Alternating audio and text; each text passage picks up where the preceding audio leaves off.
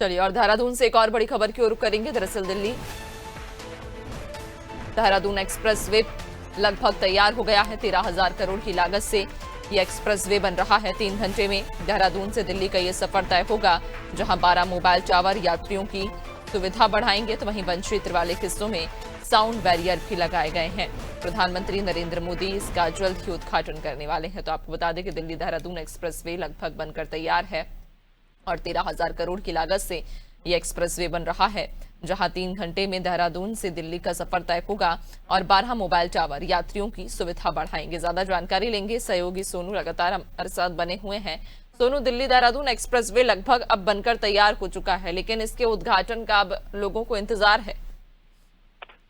देखिए, तमाम लोग जो हैं वो बेसब्री से इंतजार कर रहे हैं। जल्द ही देश के प्रधानमंत्री नरेंद्र मोदी इसका उद्घाटन करने वाले हैं। चूंकि ये उत्तराखंड का एक माइलेज भी इसको हम नैन्सी कह सकते हैं कि दिल्ली के नजदीक है, और ऐसे में जब मोटर मार्ग के एक्सप्रेस हाईवे के माध्यम से आप 3 घंटे का सफर में आप उत्तराखंड पहुंच सकते हैं, तो कई मायनों में कारोबार के लिहाज से, उत्तराखंड की आर्थिकी के लिहाज से और राष्ट्रीय राजधानी से के पास में होने के और भी कई फायदे जो हैं वो उत्तराखंड को प्राप्त होते हैं। तो ऐसे में अब चूंकि कई सालों तक इसका काम चला है, तकरीबन 13,000 करोड़ के लगभग का ये पूरा का पूरा प्रोजेक्ट है।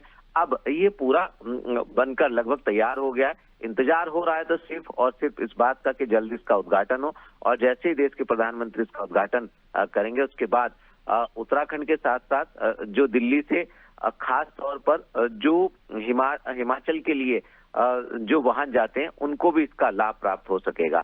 तो हम ये कह सकते हैं कि जनता के लिए, जनता के हित में जो ये प्रोजेक्ट अब तैयार हुआ है, जल्दी पूरी तरह से जनता इसका लाभ उठा पाएगी। बिल्कुल, वाकई, और अब कहीं ना कहीं जनता को भी बेसब्री से इंतजार है कि आखिरकार कब इसका उद्घाटन होगा। लेकिन अगर सोनू, इस पूरे रूट की हम बात करें, जो एक्सप्रेसवे अब तैयार लगभग हो चुका है और इसका अब प्रधानमंत्री जल्द ही उद्घाटन भी करने वाले हैं, इससे लोगों को कितनी सुविधा होगी, समय में उनका कितना उनका समय बचेगा, और इससे जो यातायात है वो कितना सुगम होगा? देखिए, ये बहुत महत्वपूर्ण सवाल है। ये बात बिल्कुल सही है कि जब एक्सप्रेसवे पूरी तरह से सुचारू हो जाएगा तो निश्चित तौर पर जो भी मुसाफिर जो इस मार्ग से होकर के गुजरेंगे, उन सभी सफर करने वाले लोगों का समय की बचत होगी। क्योंकि अभी जो देहरादून से लगता एरिया है, जो डाट माँ काली का जो मंदिर है, इससे लेकर के और रुड़की वाला जो एरिया है, ये मोहन तक से होते हुए जाते हुए, तो ये कहीं ना कहीं अभी काफी समय इसमें लगता है। और क्योंकि ये एरिया वन्य क्षेत्र भी है, तो ऐसे में वन्य जीवों के लिहाज से भी और मोटर मार्ग के लिहाज से भी कई बार चुनौती भरा हो जाता है, खास तौर से वर्षा काल के दौरान।